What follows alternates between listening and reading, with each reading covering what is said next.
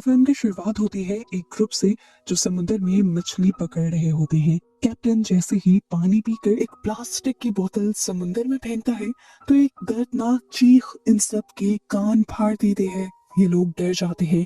इस वक्त जो उन्होंने मछलियों का जाल समुद्र से निकाला था, अचानक वो भी फट जाता है और एक खौफनाक इंसान से मिलती जुलती क्रिएचर गुस्से में जाल से बाहर निकलती है। कैप्टन उसे देखकर डर जाता है और फौरन उस पर गोली चला देता है। जिसके बाद सीन कट होकर हमें लंदन का सीन दिखाया जाता है। हम मिलते हैं ब्रैकली से जो इस टाइम सो रहा है। अचानक से उसके फोन पर बेल होती है और वो घबराहट में उठ खड़ा होता है। उसे एक इमरजेंसी मिशन पर जाने के लिए मैसेज आया था। पता चलता है कि वो यूएन की इंटेलिजेंस टास्क फोर्स के लिए काम करता है। ब्रैकली जल्दी से अपनी बेटी को उठाता है और उसे बताता है कि मुझे इमरजेंसी कहीं जाना है और तुम्हें अपनी मॉम के पास जाना होगा। इस टाइम सार्जेंट हाना ब्रैकली को पिक करने के लिए आई थी और उन्हें ये सुनकर काफी गुस्सा आता है कि ब्रैकली पहले अपनी बेटी को उसके मॉम के घर छोड़ना चाहता है, वो भी उन्हीं की कार के जरिए। खैर इस टाइम ब्रैकली की एक्स वाइफ भी उस पर काफी गुस्सा है क्योंकि ब्रैकली के ऐसे कामों की वजह से हमेशा ही उसे अपने काम इग्नोर कर अपनी बेटी का ख्याल रखना पड़ता है। ये काम खत्म करने के बाद ये लोग एक प्राइवेट एयरपोर्ट पहुंचते हैं जहां पर जर्नल उन्हें मिशन की डिटेल देते हैं। लेकिन यहाँ ब्रैकली का टैबलेट काम नहीं कर रहा होता। उसके साथ बैठा हुआ एक आदमी उसे वीडियो दिखाता है जिसमें वो क्रिएचर जिसे हमने मूवी के स्टार्ट में देखा था वो इंसानों पर हमला करती हुई दिखाई जा रही है। ये देखकर ब्रैकली घबरा जाता है और घबराहट में इस आदमी को बताता है कि मैं कोई एजेंट नहीं हूँ, मैं सिर्फ एक क्लर्क हूँ जो आप लोगों के साथ जा रहा हूँ। वो एजेंट जिसने ब्रैकली को वीडियो दिखाई थी वो भी घबरा जाता है और फिर पूरे रास्ते ब्रैकली से कोई बात नहीं करता और ये लोग अब हेलीकॉप्टर के जरिए एक अनजान सुनसान आइलैंड पर पहुंच जाते हैं। एक खास बिल्डिंग के अंदर जाने से पहले इन सबको डिकॉन्टेमिनेट किया जाता है, यानी इन सब के ऊपर से एक खास मशीन के जरिए सारे जरासीम मारे जाते हैं। जिसके बाद कर्नल आकर इन सब से मिलते हैं और इन्हें दिखाते हैं दीवार पर लटकी हुई वही क्रिएचर जिसे हम मूवी में बार बार देखते आ रहे हैं। सभी इस क्रिएचर को देखकर बहुत ज्यादा हैरान थे और कुछ कुछ को तो यही लग रहा था कि एक इंसान कॉस्ट्यूम पहन के खड़ा है। लेकिन कर्नल बताते हैं कि ये क्रिएचर असली है और ये पानी से निकली है। साइंटिस्ट ने इस क्रिएचर को होमोस्पेंडल का नाम दिया है। इंसानों जैसे ये क्रिएचर्स असल में पानी के अंदर रहती हैं और माना जाता है कि इंसानों के दुनिया में आने से पहले यही इस दुनिया में रहा करती थी। साइंटिस्ट इस टाइम इस क्रिएचर के ऊपर रिसर्च कर रहे थे और इसी इस क्रिएचर के गले में एक पर्ल मिलता है जिसका मतलब इन्हें अभी तक के लिए समझ नहीं आया था। एक ऑफिसर अब वो पर्ल उस होमोस्पेंडल की गर्दन में वापस डाल देता है जिसके बाद ये सब लोग अपनी इन्वेस्टिगेशन पर मीटिंग करने के लिए यहाँ से चले जाते हैं और यहाँ पर ब्रैकली अकेला रह जाता है। वो इस क्रिएचर को बहुत ही गौर से देखता है और फिर इस क्रिएचर को वो उसी तरह से रिस्पेक्ट देता है जिस तरह से वो अपने जीसस क्रॉस को रिस्पेक्ट देता है। यहाँ हमें जर्नल को सभी लोगों के साथ मीटिंग करते हुए दिखाया जाता है। जर्नल कर्नल से सवाल करता है कि मुझे समझ नहीं आ रही कि आखिर ये क्रिएचर इतने ऊपर आया कैसे। कर्नल कहते हैं ये बहुत बड़ा खतरे का साइन हो सकता है क्योंकि 2020 में भी अंडर वाटर सबमरीन में एक बहुत ही बड़ा हादसा हुआ था और वो भी ऐसे ही क्रिएचर्स की वजह से हुआ था। ये लोग अब इन होमोस्पेंडल क्रिएचर्स से बात करना चाहते थे जिसके लिए ये एक खास मशीन का इस्तेमाल करते हैं। इस मशीन के जरिए वो दूसरे क्रिएचर्स को सिग्नल भेज देते हैं और फिर उनके जवाब का इंतजार करते हैं। ब्रैकली ने जब इस मशीन से सिग्नल को भेजा था तो सिग्नल की फ्रीक्वेंसी इतनी हाई थी, वो सिग्नल इतना तेज था कि ब्रैकली खुद भी कांप उठा था। काफी देर इंतजार करने के बाद भी जवाब नहीं आता और ये लोग अपने कैंप्स में सोने के लिए आ जाते हैं। ब्रैकली हैना से पूछता है कि क्या मैं अपने घर एक कॉल कर सकता हूँ, लेकिन हैना ऐसा करने से मना कर देती है। सीन कट होकर दूसरी तरफ हमें दिखाया जाता है कि जिस रूम में इन्होंने उस होमोस्पेंडल को बांध कर रखा हुआ था वहां पर दो सोल्जर्स ड्यूटी दे रहे थे। एकदम से वो नोटिस करते हैं कि उनके पाँव के नीचे की जमीन दलदल बनने लगी है। इससे पहले कि ये लोग कुछ कर पाते वो सोल्जर उस दलदल में धंसने लग जाते हैं। उसका दूसरा साथी उसे बचाने की कोशिश तो करता है पर नाकाम रहता है। पहली वाली सोल्जर पूरी तरह डूब जाती है और मर जाती है। दूसरा सोल्जर मदद के लिए अपने रेडियो का इस्तेमाल करने की कोशिश करता है पर दूसरी तरफ कोई मैसेज नहीं सुनाई देता, बस एक साउंड वेव सुनाई देती है। अचानक से उसे दलदल से एक हाथ निकलता है और उस सोल्जर को पानी के अंदर खींचकर मार देता है, जिसके बाद वही क्रिएचर यानी होमो स्पेंडल उस पानी में से एकदम से बाहर निकलती है और अपने साथी की डेड बॉडी को खींचकर उतारकर यहाँ से ले जाती है। यहाँ अब सिक्योरिटी अलार्म्स भी बजने लगे थे। ब्रिकली के साथ साथ सभी सोल्जर्स इस जगह को चेक करने के लिए आते हैं, लेकिन यहाँ पर इन्हें ना तो अपने सोल्जर मिलते हैं और ना ही वो क्रिएचर। फर्श यहाँ का दोबारा से नॉर्मल हो चुका था और जनरल ऑस्टिन बहुत ज्यादा परेशान हो गए थे। वो अपने सोल्जर्स को अपने रेडियो के जरिए कांटेक्ट करने की कोशिश करते हैं, पर कांटेक्ट नहीं हो पा रहा था। ब्रिकली यहाँ पर एक मेटल का पीस जमीन के अंदर धंसा हुआ नोटिस करता है और जैसे ही उसे खींच कर निकालता है तो उसे पूरी चेयर मिल जाती है। ये देखकर जनरल ऑस्टिन और भी ज्यादा परेशान हो जाते हैं और जमीन पर लेटकर दोबारा रेडियो से कांटेक्ट करते हैं अपने साथियों को, लेकिन जमीन के नीचे से उन्हें अपनी ही आवाज दोबारा सुनाई देती है और इससे वो और भी ज्यादा डर जाते हैं। जिस तरह ब्रिकली ने यहाँ पे चेयर निकाल दी थी, कुछ और भी यहाँ पे हो सकता था। ये लोग इस जगह की खुदाई करना शुरू कर देते हैं और इन्हें अपने साथी का हाथ दिखाई देता है। ब्रिकली डरकर यहाँ से बाहर निकल जाता है क्योंकि उसने इस तरह डेड बॉडी पहली मर्तबा देखी थी। उसके बाहर आने से काफी सारे लोगों को शक होने लगता है कि आखिर ब्रिकली इस तरह क्यों डरा, और वो यहाँ पर सबको सच बता देता है कि वो पहले बस एक क्लर्क हुआ करता था फौज में और उसने खुद ही अपने आप को एक एजेंट के तौर पर रजिस्टर कर दिया था, लेकिन अब वो इन चीजों से काफी ज्यादा डर रहा था। वो जनरल ऑस्टिन से कहता है कि आप इसकी कोई भी सजा मुझे देना चाहे तो दे सकते हैं, पर जनरल ऑस्टिन उससे कहते हैं अब इससे कोई फर्क नहीं पड़ता कि तुम एजेंट हो या नहीं, लेकिन तुम हमारे लिए काम कर रही हो, यही बड़ी बात है। यहाँ पर ब्रिकली के साथ ही यानी हाना को बहुत ज्यादा गुस्सा आ रहा था क्योंकि इस तरह के मिशन उन्हें मिलने में सालों लग जाते हैं और ब्रिकली ने गलती से ही ये मिशन ले लिया था और ये लोग सालों की महीनों की ट्रेनिंग्स करने के बाद मुश्किल से यहाँ पहुंचे थे। है ना अब उसे अपने यूनिट के बारे में भी बताती है और कहती है कि ये यूनिट सुपरनेचुरल चीजों पर रिसर्च करने के लिए बनाया गया है। इससे पहले कि हैना इसे और कुछ बता पाती, यहाँ पर शोर मच जाता है। खबर मिलती है कि समुद्र के किनारे पर वही क्रिएचर देखी गई है। सभी लोग उससे बात करने के लिए समुद्र के किनारे पर चले जाते हैं और ब्रिकली को यहाँ पर कैमरा पकड़ा दिया जाता है उस क्रिएचर को कैप्चर करने के लिए। जनरल ऑस्टिन सभी लोगों को अपने हथियार नीचे रखने को कहते हैं और एक ट्रांसलेटर के जरिए उस क्रिएचर को वेलकम करते हैं अर्थ पर, जिसके बाद ऑस्टिन उसे दुनिया पर बुला रहे थे क्योंकि वो इन क्रिएचर्स के साथ मीटिंग करना चाहते थे और जानना चाहते थे कि आखिर वो क्यों अब पानी के ऊपर आ रहे हैं। ये क्रिएचर पहले मीटिंग के लिए नहीं मानता और जनरल ऑस्टिन से कहता है कि तुम लोगों ने हमें मारा है और अब हम बदला चाहते हैं। जवाब में ऑस्टिन कहता है कि मारा तो आप लोगों ने भी हमें है, लेकिन हम बदला नहीं चाहते, हम अमन चाहते हैं और इसीलिए हमें आपसे एक मीटिंग करनी होगी जिस पर ये क्रिएचर यानी होमो स्पेंडल मान जाती है, लेकिन एक शर्त पर कि होमो स्पेंडल किसी एक इंसान से नहीं बल्कि पूरी दुनिया के लोगों से बात करेंगे। उसके ही कहते हैं पूरी दुनिया में जगह जगह समुद्र से ऐसे ही होमो स्पेंडल्स बाहर निकलने लग जाते हैं और पूरी दुनिया इस अजीब नजारे को देखकर बहुत ही ज्यादा डर जाती है। सभी लोगों के फोन्स पर अलर्ट्स बजने लग जाते हैं और सिचुएशन बहुत ही ज्यादा डरावनी हो जाती है। लोग इन होमो स्पेंडल्स के वीडियोस बनाकर इंटरनेट पर अपलोड करने लग जाते हैं और थोड़ी ही देर में जहाँ पर होमो स्पेंडल्स को नहीं भी देखा गया था वहाँ पर भी होमो स्पेंडल्स वायरल हो जाते हैं। इस टाइम तक कोई भी किसी भी होमो स्पेंडल पर हमला नहीं करता क्योंकि जनरल ऑस्टिन का हुक्म था कि वो पहले होमो स्पेंडल के लीडर से बात करना चाहते हैं। आखिर होमो स्पेंडल्स भी मान जाते हैं और यहाँ पर H2O डिप्लोमेसी तैयार कर दी जाती है। H2O डिप्लोमेसी वो मीटिंग है जो होमो स्पेंडल्स और इंसानों के दरमियान में होगी।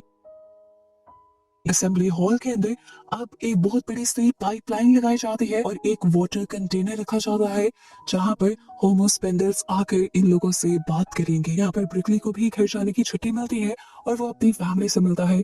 वो अपनी एक्स वाइफ से कहता है कि आपको थोड़ी दिन और मेरी बेटी को संभालना होगा और वो इस बात पर गुस्सा न करे, इसीलिए उसे वो 3000 पाउंड्स भी दे देता है। थोड़ी देर बाद हमें असेंबली का सीन दिखाया जाता है जहाँ पर बहुत सारे आर्मी जनरल्स, पॉलिटिकल लीडर्स और जर्नलिस्ट असेंबली हॉल में इकट्ठे होते हैं होमो स्पेंडल्स से मिलने के लिए।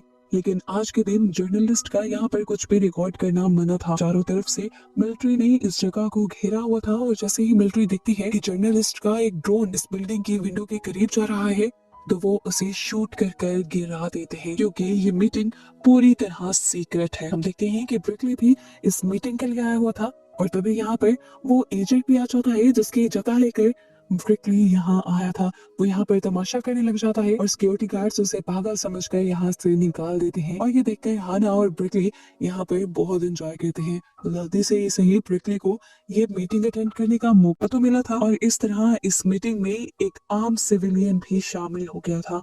बाहर से दिखाया जाता है जो पानी का टैंक बनाया गया था उसके अंदर पानी आना बंद हो गया है क्योंकि बाहर से एक पाइप लीक हो गया था।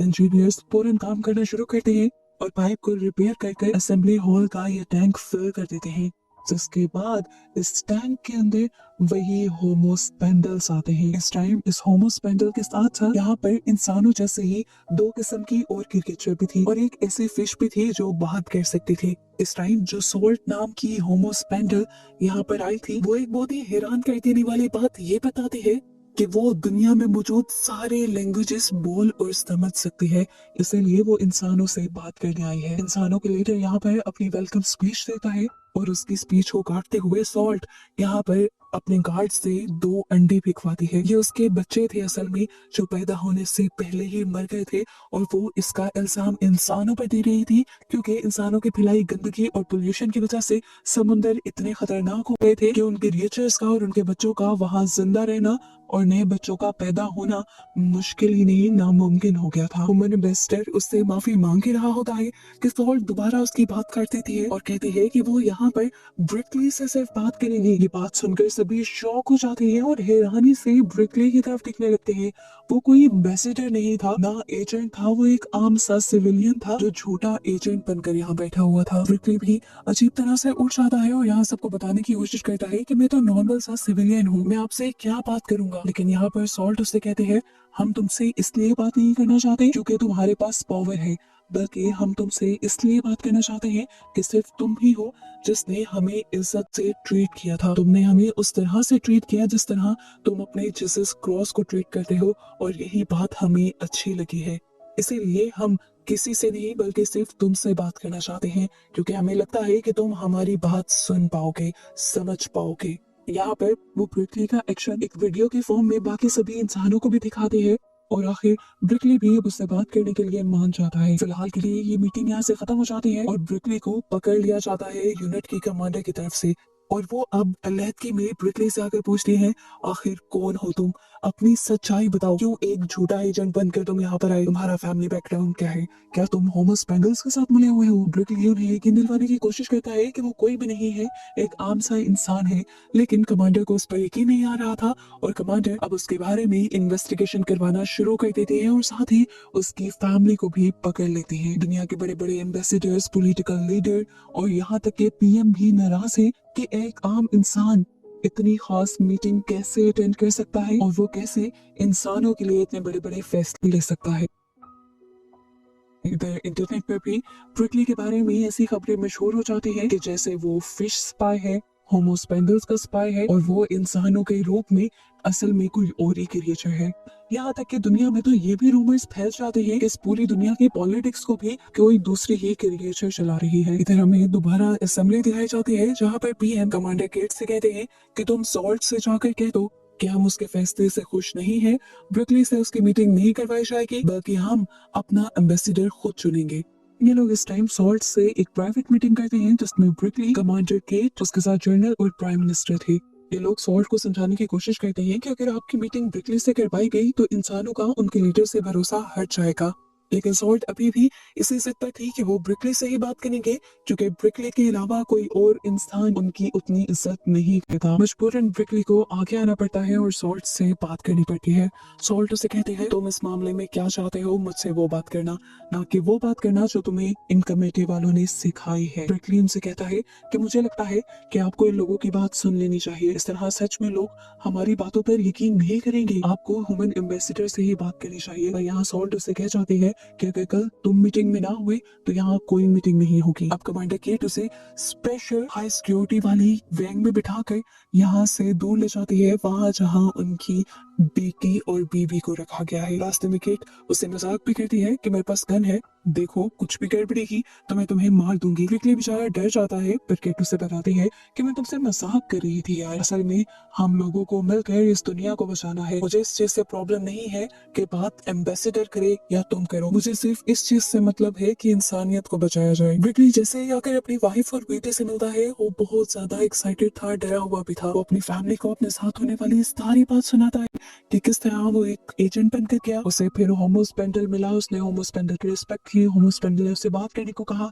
और इस सब कुछ। उसकी ये बातें इतनी ज्यादा एक्साइटिंग थी कि उसकी बेटी तो बहुत मजे से सुन रही थी पर उसकी वाइफ को उसकी बातों पर यकीन नहीं आ रहा था। उसकी वाइफ कहती है अगर ये बातें सच भी हैं तो मेरी मानो तो इस पंगे में मत ही पड़ो। पर उसकी बेटी कहती है अरे नहीं, आपको ये गोल्डन चांस मिला है अपने आप को प्रूव करने का और एकदम से मशहूर होने का, ये मौका कभी हाथ से मत जाने दीजिएगा। ब्रिकली खुद भी अब अपनी बेटी की बातें सुनने के बाद इस चीज के लिए एक्साइटेड था। इतना में दिखाया जाता है कि कमांडर केट और उनकी सारी साइंटिफिक टीम सॉल्ट की पुरानी बातें सुन रही थी और उसके हर हर एंगल से उसे ऑब्जर्व कर रही थी। ये लोग अपने से ज्यादा ज़हीन और होशियार क्रिएचर को देखकर काफी ज्यादा हैरत में थे। यहाँ पर जो अंडर सॉल्ट गिरा के गई थी साइंटिस्ट उसके ऊपर रिसर्च भी करने लग जाते हैं और उन्हीं का एक सैंपल यहाँ पर एक साइंटिस्ट चुरा कर किसी आदमी को बेच देता है सिर्फ अपनी सिटीजनशिप हासिल करने के लिए। अब वो आदमी जिसने ये सैंपल लिया था वो जाकर ये सैंपल जर्नल को दे देता है और पता चलता है कि सीक्रेटली ये आदमी जो कि एक पॉलिटिकल लीडर है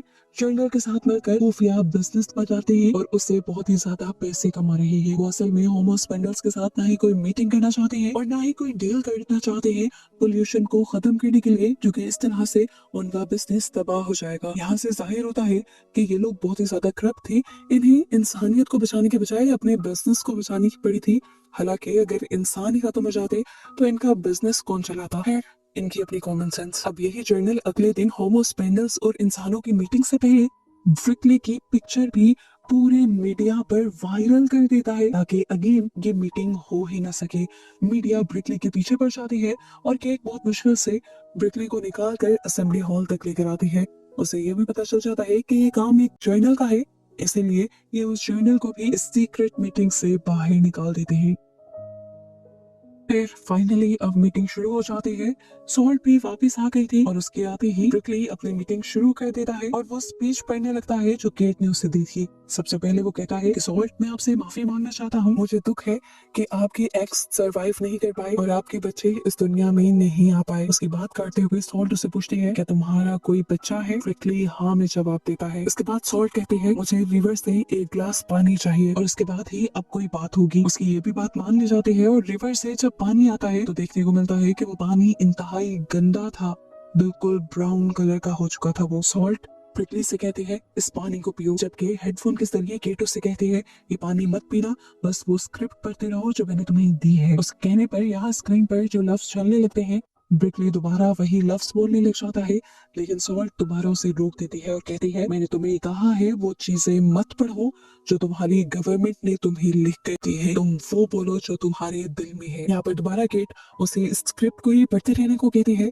लेकिन गुस्से में अब ब्रिकली अपने कान से हेडफोन उतार देता है और वही बोलता है जो उसके दिल में था। वो कहता है इंसान बेवकूफ है और अपनी हरकतों की वजह से ही इस दुनिया को तबाह कर रहे हैं। ब्रिकली कहता है इंसान समझते हैं कि पोल्यूशन उनका मसला ही नहीं, लेकिन ये उन्हीं का मसला है और उन्हीं का फैलाया हुआ है। आज के बच्चे नए हैं, वो हमारी बात सुनना चाहते हैं, इस अर्थ को दोबारा से ठीक करना चाहते हैं।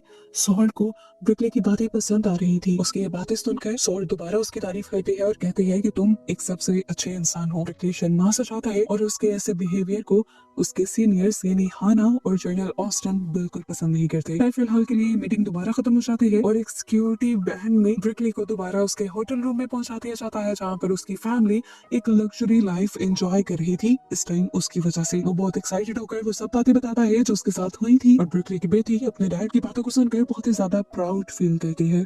यहाँ तक कि अब वो लोग न्यूज पे देखते हैं कि पूरी दुनिया ब्रिकली के लिए नारे लगा रही थी क्योंकि ब्रिकली की वजह से ही होमोस्पेंडल्स ने अभी तक उनके साथ कुछ बुरा नहीं किया था। आज ब्रिकली भी अपने आप पर फख्र महसूस कर रहा था। इधर दिखाया जाता है कि केट और बाकी जर्नल्स मिलकर H2O डिप्लोमेसी तैयार कर रही है। वो जानते हैं कि उन्हें हर हाल में होमोस्पेंडल्स को दोस्ती के लिए मनाना होगा, इसलिए वो अब एनवायरनमेंट को ठीक करने का भी प्लान कर रहे हैं और इन्हीं इसी टाइम पर माइसेलियम नेटवर्क के बारे में भी पता चलता है। माइसेलियम नेटवर्क असल में एक अलजी थी जो होमोस्पेंडर्स के पर्ल्स के साथ कनेक्ट थी और उन्हें ताकत देती थी। इन्होंने प्लान किया कि ये लोग माइसेलियम नेटवर्क को और ज्यादा स्ट्रॉन्ग कर देंगे ताकि उनके और होमोस्पेंडर्स के दरमियान में रिलेशंस और बेहतर हो सके।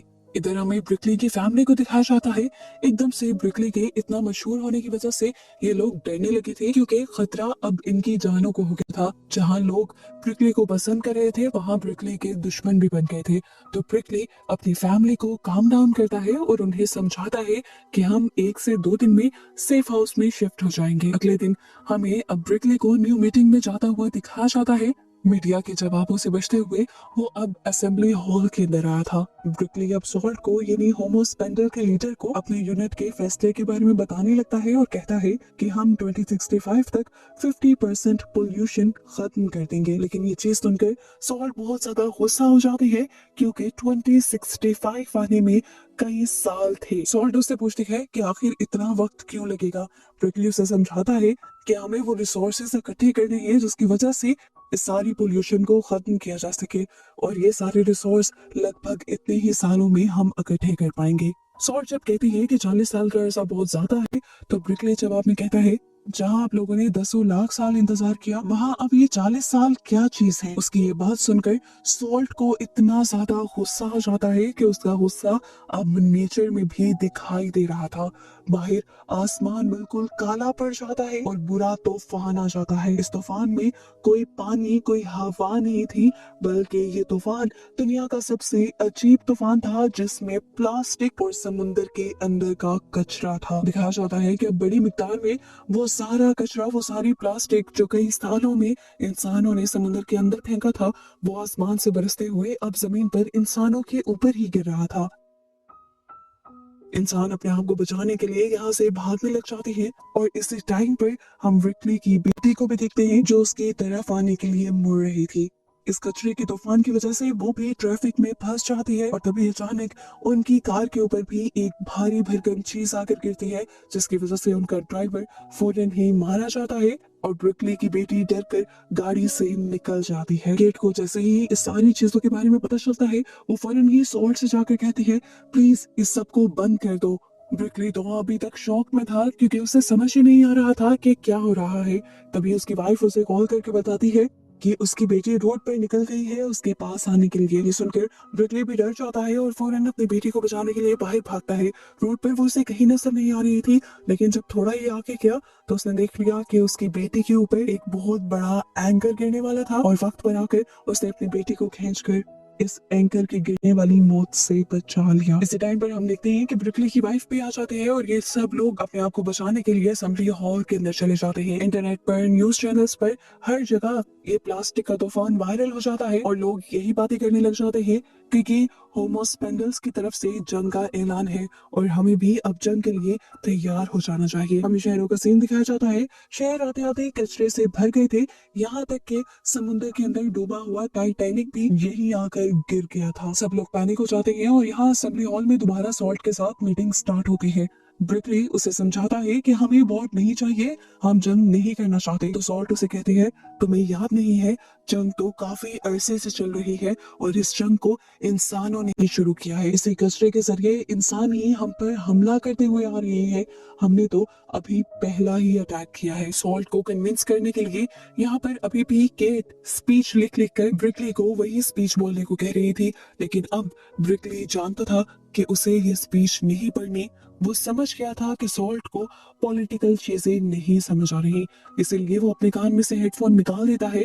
अब पूरे ह्यूमैनिटी की किस्मत एक आम से शहरी के हाथ में थी। ब्रिकली उससे बात करता है और उसे समझाने की कोशिश करता है देखो सॉल्ट मैं समझता हूँ कि ये इंसानों ने ही जंग की थी। इंसानों ने आप लोगों के साथ बहुत बुरा किया लेकिन अब जो आप लोगों ने किया है उससे इंसान बहुत ज्यादा डर चुके हैं और जब इंसान डर जाते हैं तो वो अजीबोगरीब खौफनाक चीजें करते हैं और मैं नहीं चाहता कि इंसान वो सारे काम करे। वो इस टाइम डिमांड करता है कि आप हमारे साथ दोस्ती का एक एग्रीमेंट कर लें और हम भी आपको कोई नुकसान नहीं पहुंचाएंगे। लेकिन सॉल्ट इस बात को मानने के लिए 3 शर्तें सामने रख देती है। इसमें से एक थी कि इंसान अब समुद्रों का किसी भी तरह से इस्तेमाल नहीं करेंगे, ना तो अपना वेस्ट वहां डंप करेंगे, ना ही पोल्यूशन फैलाएंगे और ना ही वो ट्रैवलिंग और ट्रांसपोर्ट के लिए समुद्र का इस्तेमाल करेंगे। सॉल्ट कहती है इंसानों को जमीन का इस्तेमाल करना बहुत अच्छे से आता है और जमीन के जरिए भी सारे काम किए जा सकते हैं। हम लोग जब आपके घर आपकी जमीन पे नहीं आएंगे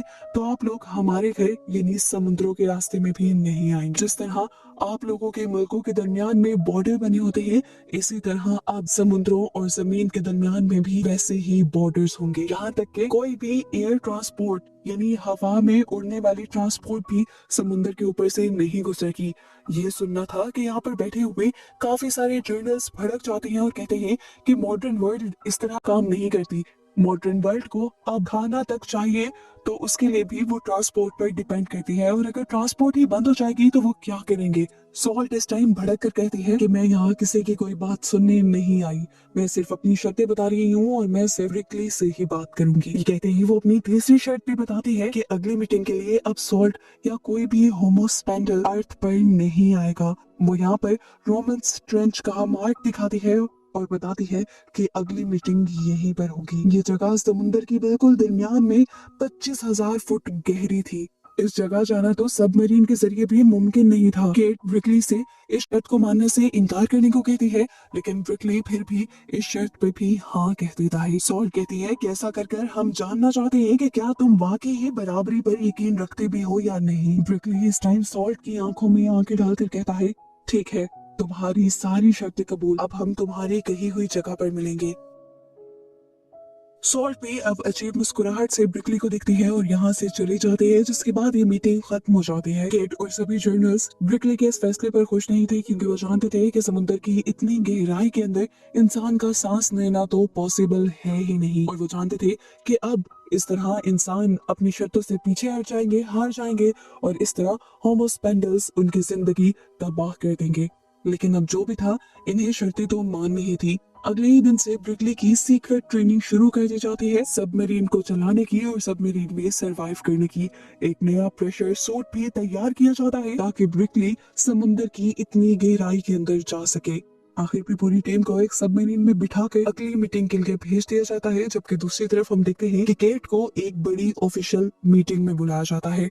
यहाँ पर जनरल के पास एक नया प्लान था, अपनी दुनिया को बदले बगैर, अपने लाइफस्टाइल को बदले बगैर इस जंग को जीतने का। वो कहते हैं कि वो होमोस्पेनस को एक न्यूक्लियर मशीन के जरिए टॉर्चर कर खत्म कर सकते हैं और इंसानों को वापस आजादी दिलवा सकते हैं। लेकिन यहाँ पर केट इस चीज के लिए तैयार नहीं थी। वो चाहती थी कि इस मसले को प्यार से ही हल किया जा सके। पर कमांडर दोबारा केट को समझाने लगते हैं कि होमोस्पेंडल्स ने ऐसी शर्त रखी इसलिए थी ताकि वो इंसानों से जंग कर सके। मेरी मानो तो जंग की तैयारी कर लेनी चाहिए। पर केट दोबारा उन्हें फोर्स करती है कि ब्रिकली बात करने के लिए क्या है और उसके आने से पहले तक हम कोई फैसला नहीं करेंगे। जहाँ केट ने भी अपना फैसला सुना दिया था, तो जर्नल भी अपना फैसला सुना देते हैं कि हम होमोस्पेंडल्स के कहने पर अपनी ट्रांसपोर्ट्स जो ओशन के थ्रू हो रही है वो बंद नहीं करेंगे। और यहाँ केट समझ आती है कि इनके इरादे जंग करने के ही हैं और ये सिर्फ अपने बिजनेस के बारे में सोच रही है। केट यहाँ से चली जाती है और पीछे से जर्नल को उनके साथी कहते हैं कि हमने बायो वेपन्स तैयार कर लिए हैं, क्या उन्हें इस्तेमाल किया जाए। पर जर्नल भी इस टाइम के लिए उन बायो वेपन्स को इस्तेमाल करने के लिए मना कर दे। पर यहाँ जर्नल के साथी जर्नल से कहते हैं कि हमें उस बायो वेपन का इस्तेमाल कर लेना चाहिए, किसी को भी खबर नहीं होगी कि ये काम हमारी मर्जी से हुआ है और इस तरह हमारा काम भी हो जाएगा। सीन कट होकर अब हमें उस सबमरीन को दिखाया जाता है जो काफी गहराई में जा चुकी थी। एकदम से होमोस्पेंडल्स आकर इनकी सबमरीन को खींचते हुए किसी अजीब सी जगह में ले जाते हैं और ये लोग पैनिक कर जाते हैं। लेकिन जब ब्रिकली अपनी विंडो से सॉल्ट को देखता है तो वो अपनी सबमरीन से बाहर निकल आता है। ये लोग इस जगह आकर हैरान परेशान थे। ये जगह समुद्रों की गहराई पर थी, लेकिन यहाँ पर पानी का एक कतरा भी नहीं था। सॉल्ट इनसे आकर कहती है कि तुम लोग पहले इंसान हो जो इस जगह पर आए हो। इस जगह को हमने तुम्हारे ही लिए बनवाया है ताकि तुम यहाँ पर आसानी से सांस ले सको, जिस तरह तुमने हमारे लिए वो वाटर टैंक बनवाया था। वो ब्रिकली से कहती है कि तुम मास्क उतार सकते हो, यहाँ पर तुम्हें फिर भी सांस आएगा। सॉल्ट खुद ब्रिकली का मास्क उतारती है और ब्रिकली नोटिस करता है कि वो बहुत ही ज्यादा आसानी से यहाँ पर सांस ले रहा था, और ये देखते हुए बाकी लोग भी अपने मास्क उतार देते हैं। दिखाया जाता है कि होमोस्पेंडल्स जैसी और क्रिएचर्स यहाँ पर इंसानों को देखने के लिए आई थी। अब सॉल्ट ब्रिकली को इस जगह को दिखाने लग जाते हैं और एकदम से ब्रिकली के करीब आकर उसे टच करती है और उसे बताती है कि मैं हमेशा से चाहती थी कि मैं तुम्हें टच करूं। फिर इतनी ही देर में उन्हें कोई बुला कर ले जाता है और ये लोग एक ऐसी जगह पर पहुंचते हैं जहाँ पर बहुत सारे होमो एक्वास इनका वेलकम भी कर रहे थे और इन्हें देखने भी आए थे। इधर जमीन पर हम केट को देखते हैं जो काफी परेशान है और वो अपने हस्बैंड से डिस्कस करती है कि मुझे डर है कि जनरल हैरी कोई इस तरह की बेवकूफी करेंगे जिसकी वजह से इंसानों और होमो स्पेंडल्स के दरमियान में जंग हो सकती है। इसके बाद केट को अपने ऑफिस से फोन आ जाता है। केट जब उस फोन को रिसीव करते हुए विंडो की तरफ जाती है तो उसका हस्बैंड नोटिस करता है कि किसी ने उसके ऊपर स्नाइपर पॉइंट किया हुआ था। वो अपनी वाइफ को बचाने के लिए उसे नीचे गिरा देता है और इस तरह गोली उससे लग जाती है और वो मारा जाता है। दोबारा सीन पानी के नीचे शिफ्ट होता है जब ब्रिकली और जनरल मिलकर सबसे बातें कर रहे होते हैं तो यहाँ पर हम एक ऐसे इंसान को भी देखते हैं जो असल में जनरल हैरी का साथी था और वो इनके साथ अपने ही प्लान से आया था। वो बायो एजेंट लेकर आया था जिसके जरिए वो सभी होमो स्पेंडल्स को मारना चाहते थे। ये देखकर जनरल और ब्रिकली दोनों बहुत ज्यादा हैरान रह जाते हैं क्योंकि उनकी वहमों को मान में भी नहीं था कि वो यहाँ पर किसी जासूस को या अपने दुश्मन को ला रहे हैं। वो नहीं चाहते थे कि होमो स्पेंडल्स पर कोई हमला हो, इसीलिए ब्रिकली उस आदमी को लेकर नीचे गिर जाता है लेकिन तभी उसके हाथ से वो बायो एजेंट भी नीचे गिरने की वजह से फट जाता है और यहाँ एक बहुत ही भयानक ब्लास्ट होता है। सभी होमो स्पेंडल्स दूर जाकर गिरते हैं और तभी सॉल्ट यहाँ पर ब्रिकली को लेकर अपने गिर्द एक प्रोटेक्शन शील्ड बनाते हुए उसे उड़ाकर यहाँ से ले जाती है और साथ ही उसके मुंह से अपने मुंह को जोड़ते हुए उसे ऑक्सीजन भी देती है। दुनिया में मौजूद सबमरीन के कंट्रोलर की वजह से इंसानों को भी पता चल जाता है कि पानी के अंदर कोई बहुत ही बड़ा धमाका हुआ है और इस धमाके की ताकत से ये लोग अंदाजा लगाते हैं कि नीचे गए हुए सभी इंसान भी मारे गए होंगे। अब ये बात जैसे ही केट को पता चलती है, केट और भी ज्यादा टूट जाती है। पहले उसके हस्बैंड की मौत और अब उसका मिशन फेल, वो बुरी तरह टूट गई थी। और ये बात जैसे ही ब्रेकली के घर वालों को भी पता चलती है कि नीचे गए हुए सभी इंसान मारे गए हैं तो वो बहुत ही ज्यादा उदास हो जाते हैं। इधर दिखाया जाता है कि सॉल्ट ब्रिकली को लेकर पानी के ऊपर आ जाती है ताकि ब्रिकली आराम से सांस ले सके, जिसके बाद वो अपनी एक वीडियो बनाती है इंसानों के पास भेजने के लिए जिसमें अब वो इंसानों को धमकी दे रही थी कि जिस तरह इंसानों ने हमारे इलाके में धमाका करवा कर हमारे सारे होमो एक्वास को मारा है, यानी समुद्र के नीचे रहने वाले क्रिएचर्स को मारा है, उसी तरह अब हम भी सभी इंसानों को मार देंगे और इस दुनिया को खत्म कर देंगे। सभी लोगों को लग रहा था कि ये वीडियो एक नकली वीडियो है, एआई से जनरेट की गई है, लेकिन इन्वेस्टिगेशन करने पर पता चलता है कि ये वीडियो रियल है। यहाँ पर हम देखते हैं कि ब्रिकली केट से कांटेक्ट करता है और केट ये जानकर हैरान हो जाती है कि ब्रिकली इतने बड़े हादसे के बाद भी जिंदा था। वो इस टाइम रो रहा था, अपने सारे साथियों के मरने पर दुखी था। उसे समझ नहीं आ रही थी कि ये सब कैसे हो गया। केट कहती है फिक्र मत करो, मैं पता चला लूंगी कि आखिर ये सब कैसे हुआ है, क्योंकि जिन लोगों ने भी ये करवाया है उन लोगों ने मेरे हस्बैंड को भी मरवा दिया है। असल में जो भी दुश्मन था वो मारना मुझे चाहता था पर मेरे हस्बैंड ने मुझे बचाते हुए अपनी जान दे दी। केट ब्रिकली से कहती है देख लेना तुम, मैं उन दुश्मनों को छोड़ूंगी नहीं। यहाँ पर अब हम जनरल हैरी को देखते हैं। जनरल हैरी को तो इस हादसे के बारे में खुद भी नहीं पता था, लेकिन ये हादसा करवाया जनरल हैरी के ग्रुप के ही एक आदमी ने था और वो अब जनरल हैरी को कह देते हैं आप रिलैक्स रहे, इस हादसे से हमारा तो काम बन गया है। यहाँ पर अब ब्रिकली भी जमीन पर आ जाता है और ये लोग सॉल्ट को भी पकड़ लेते हैं और एक दूसरी तरफ शिफ्ट करने लग जाते हैं क्योंकि अब ये लोग सॉल्ट को आजाद नहीं छोड़ सकते क्योंकि सॉल्ट ने जंग करने की धमकी दे दी है। ब्रिकली को ये बात बिल्कुल अच्छी नहीं लगती लेकिन वो इस टाइम कुछ कर भी नहीं पाता।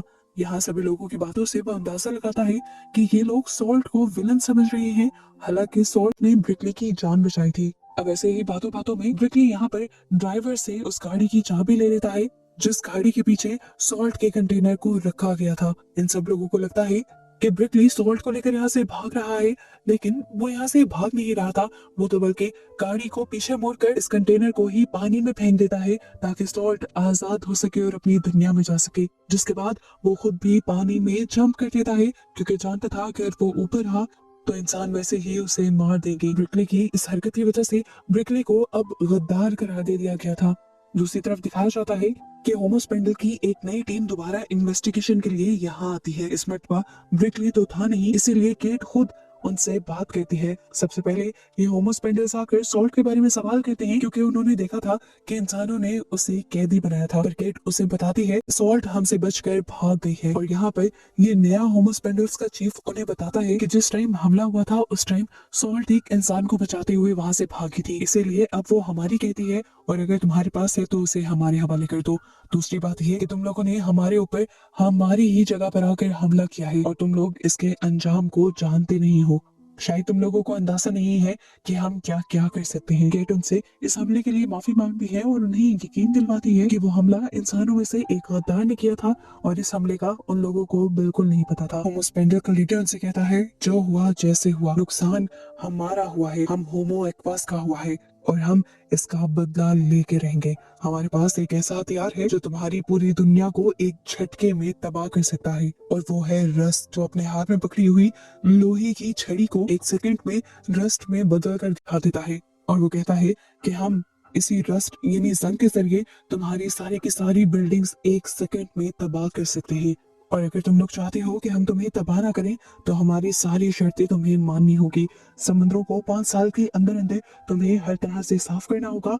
हमारी कैदी सॉल्ट को तुम्हें हमें वापस करना होगा ढूंढकर और इसके बाद भी हमारी सारी शर्तों को मानना होगा। अब ये सारी बातें सुनकर जनरल हैरी भी डर गए थे। उनके साथियों ने जो गड़बड़ करती थी अब उन्हें इस गड़बड़ को ठीक करना था और वो फौरन ही सॉल्ट को ढूंढने का ऑर्डर दे देते हैं।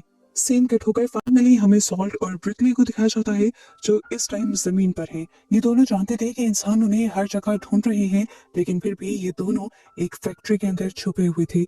सॉल्ट ब्रिकली को बताती है कि मैंने तुम्हें छूते हुए तुम्हारे लंग्स को साफ कर दिया है, अब तुम्हें लंग्स की कोई डिसीज नहीं होगी। ये कहते हुए वो उसके करीब आने लग जाते हैं और ऐसे इन दोनों के दरमियान की दुनिया बिल्कुल खत्म हो गई। ये दोनों अब एक साथ रहने का फैसला कर लेते हैं, लेकिन एक बहुत बड़ा मसला है कि जमीन पर रहने वाले लोग भी इनके दुश्मन हैं और पानी में रहने वाले लोग भी।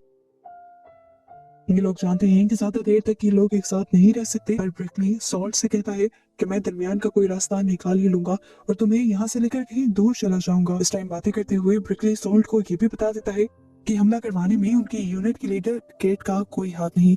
केट सच में बेकसूर है और ये काम किसी ऐसे इंसान का है जिसका फायदा होमोस्पेंडल्स को मारने से जुड़ा हुआ है। फिर अब ये लोग फैसला कर लेते हैं कि ये लोग किसी ऐसी जगह पर जाएंगे जो समुद्र का किनारा होगा। सॉल्ट पानी में रहेगी और ब्रिकली करीब ही साहिल पर रहेगा। सॉल्ट को ये आइडिया पसंद आ जाता है और यहाँ से जाने से पहले ब्रिकली अपनी फैमिली को लास्ट टाइम कॉल मिलाता है, लेकिन वो नहीं जानता था कि उसके कॉन्टेक्ट के सभी लोगों के फोन्स पहले ही हैक किए जा चुके थे ताकि उसे लोकेट किया जा सके। वो अब जैसे ही अपनी फैमिली से मिलने के लिए जाता है तो उसकी वाइफ और बेटी को पता चल जाता है कि FBI उसके पीछे है, इसलिए वो फौरन ब्रिकली से यहाँ से भाग जाने को कहते थे। लेकिन इससे पहले कि ये दोनों यहाँ से भाग जाते हैं इन्हें चारों तरफ से मिलिट्री के लोग घेर लेते हैं।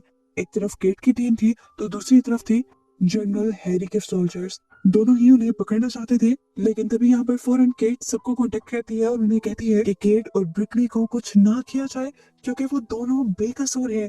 इन्हें असल में पता चल गया था सॉल्ट की जो वीडियो इन्होंने देखी थी वो असल में AI जनरेटेड थी और जनरल हैरी के ही साथियों की एक चाल थी, लेकिन कोई भी इस टाइम उसकी बात को सुनने को तैयार नहीं था। कुछ सोल्जर्स तो ब्रिकली को पकड़ भी लेते हैं और ये देखकर सॉल्ट इतनी जोर से चिल्लाती है कि यहाँ पर सभी लोगों के कान फट जाते हैं और खुद पानी के अंदर जंप कर देती है। उसको यहाँ से जाता देखकर ब्रिकली टूट जाता है, लेकिन अपने आप से वादा करता है कि वो उसे जरूर ढूंढ कर रहेगा। इसके बाद हमें होमोस्पेंडर के नए लीडर टाइड को दिखाया गया जो अब पानी के बाहर आ चुका था और उसने आते ही एक खास किस्म का इंस्ट्रूमेंट बजवा के सभी जानवरों को अपनी तरफ अट्रैक्ट कर लिया। इन्होंने ज्यादातर कुत्तों को अट्रैक्ट किया था और ये लोग कुत्तों को जाल में पकड़कर उनका शिकार कर कर खाने लग जाते हैं, बिल्कुल उसी तरह से जिस तरह इंसान किसी मछली का शिकार करके खाते हैं। होमोस्पेंडर्स की इस हरकत से इंसानों को गुस्सा आता है और जब इंसान इस बारे में बात करते हैं तो टाइड इन सबसे कहता है कि तुम लोग भी सालों से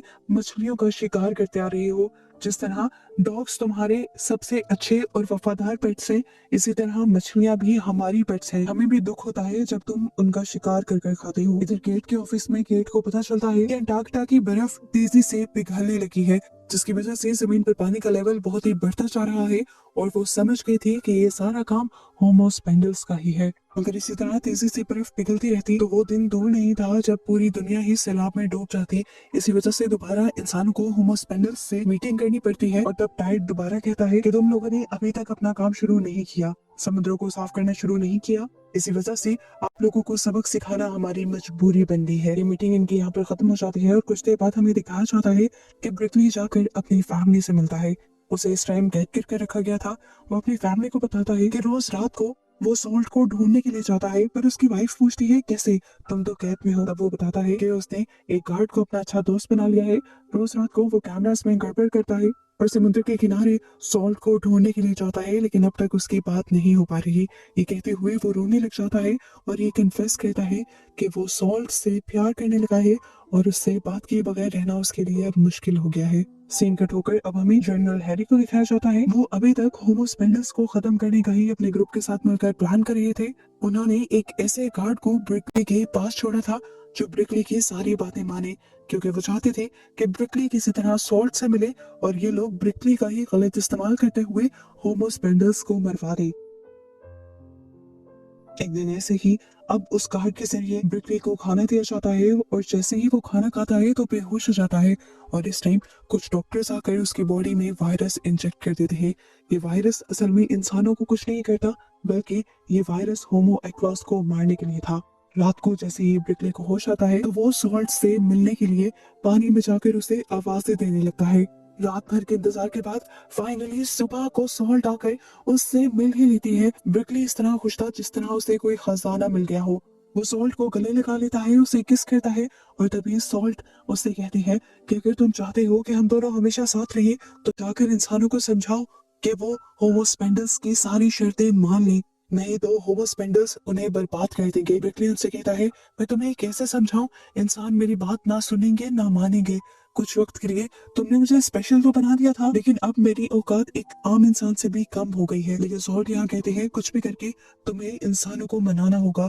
ये कहकर वो यहाँ से गायब हो जाती है। हालांकि वो खुद भी ब्रिकली को छोड़कर जाना नहीं चाहती थी। सॉल्ट की बात मानते हुए अब ब्रिकली केट और उसकी पूरी टीम से बात करता है, मीटिंग करता है और उन्हें समझाता है कि सॉल्ट ने उससे कहा है कि टाइड से समझौता कर लिया जाए ताकि इंसान और होमो स्पेंडल्स दोनों ही अमन से रह सके। केट इस बात को सुनकर ये सोचने पर मजबूर हो जाती है कि उन्हें क्या करना चाहिए, क्योंकि प्राइम मिनिस्टर और जनरल केट की किसी भी बात को नहीं मान रहे थे। तब केट का एक साथी उसे आइडिया देता है कि हमें प्राइम मिनिस्टर और जनरल को इस मामले में लाए बगैर खुद ही होमो स्पेंडल्स से बात कर लेनी चाहिए, क्योंकि केट ही इस यूनिट की प्रेसिडेंट है और ऐसे ही सारे फैसले करने का हक केट का है। केट को भी ये आइडिया पसंद आता है और वो लोग होमो स्पेंडल्स को मिलने के लिए सिग्नल्स भेजना शुरू कर देते हैं। लेकिन अजीब बात होती है, घंटों नहीं बल्कि दिनों गुजर जाते हैं और होमो स्पेंडल्स का कोई जवाब नहीं आता।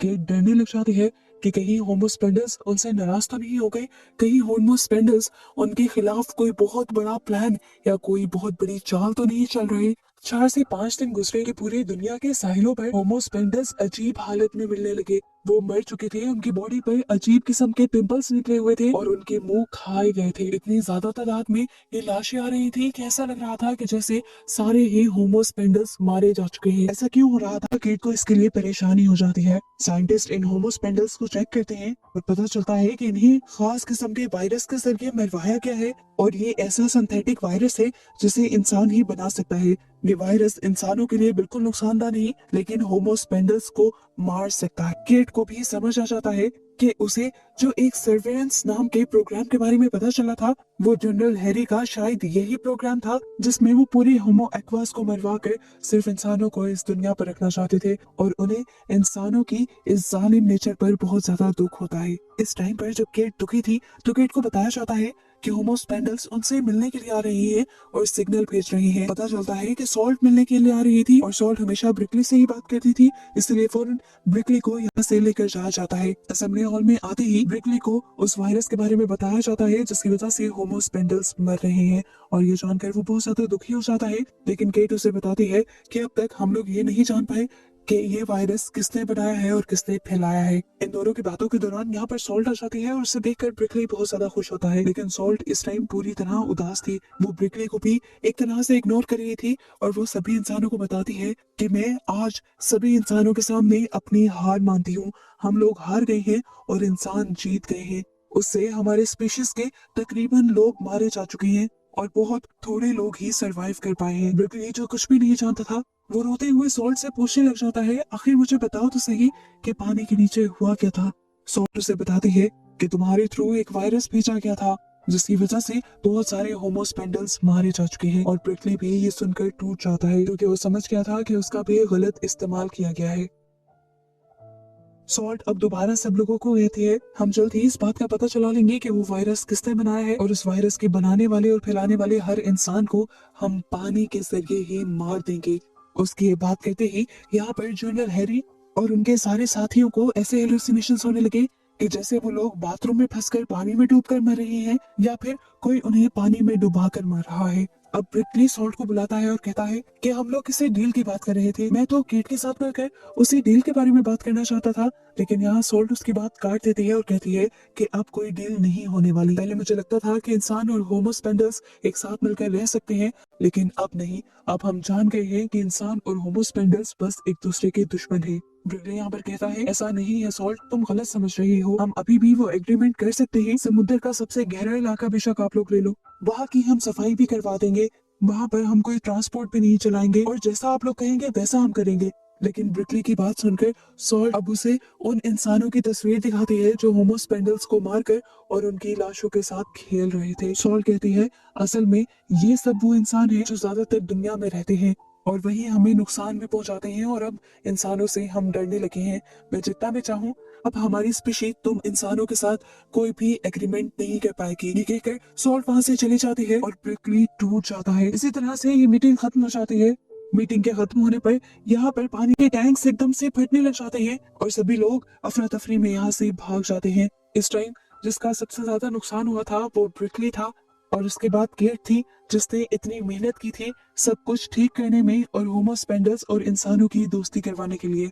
केट इस टाइम उदास थी कि एकदम से उसे एक डॉक्टर की कॉल आई और उसे एक शॉकिंग बात ये बताई गई कि ब्रिकली के पानी से निकलने के बाद बहुत सारे टेस्ट किए गए थे, और उनके एक टेस्ट में एक बहुत ही अजीब चीज ये नोटिस की गई है कि उसकी बॉडी के अंदर बहुत सारे चेंजेस आ रहे हैं, जिन चेंजेस की वजह से वो इंसान होकर भी एक होमोस्पेंडल वाली जिंदगी गुजार सकता है, यानी पानी के अंदर जी सकता है। ये बात सुनते ही केट जल्दी से ब्रिकली को लेती है और कार में बैठकर यहाँ से निकल जाती है, और रास्ते में उसे खुशखबरी देती है कि वो अब हमेशा के लिए सॉल्ट के साथ रह सकता है पानी में, क्योंकि उसका डीएनए सॉल्ट के साथ रहने की वजह से म्यूटेट हो गया है। एक इंसान और होमोस्पेंडल वाला डीएनए हो गया है, वो जमीन पर भी रह सकता है और पानी में भी। ये जानकर ब्रिकली बहुत ज्यादा खुश हो जाता है। उसे तो लग रहा था कि जैसे उसे पूरी दुनिया मिल गई। वो लास्ट टाइम अपनी फैमिली से मिलता है और उन्हें हमेशा के लिए गुड बाय कह देता है।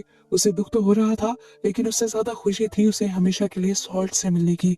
इन सारी चीजों के बाद ब्रिकली फाइनली केट के साथ उस जगह पर पहुंच जाता है जहाँ पर सॉल्ट रहा करती थी। वो अपने कपड़े उतारकर पानी के अंदर चला जाता है और वहाँ हम देखते हैं कि उसकी गर्दन पर फिन्स आ गए हैं। वो किसी होमोस्पेंडर की तरह ही पानी के अंदर अब सॉल्ट की कंपनी एंजॉय कर रहा था और बहुत खुश था, जबकि बाहर केट भी उन दोनों के मिलने से बहुत खुश थी। जिसके बाद केट यहाँ पर वॉक करने लग जाती है और देखती है कि एक आदमी वॉक करते हुए यहाँ पर कचरा फेंक गया था। वो गुस्से में इस आदमी से कहती है, उठाओ ये रैपर। पर वो आदमी जब उसकी बात नहीं सुनता तो वो बंदूक निकाल कर उसके ऊपर तान देती है और डर कर वो आदमी भी कचरा उठा लेता है। इससे जाहिर हो रहा था कि केट अब वो सारे काम करने वाली थी जिससे पानी में बचे कुछ होमोस्पेंडल्स की जिंदगी आसान बनाई जा सके और सेफ हो सके। और इस तरह उसी को दिखाते हुए ये सीजन यहाँ पर खत्म हो जाता है।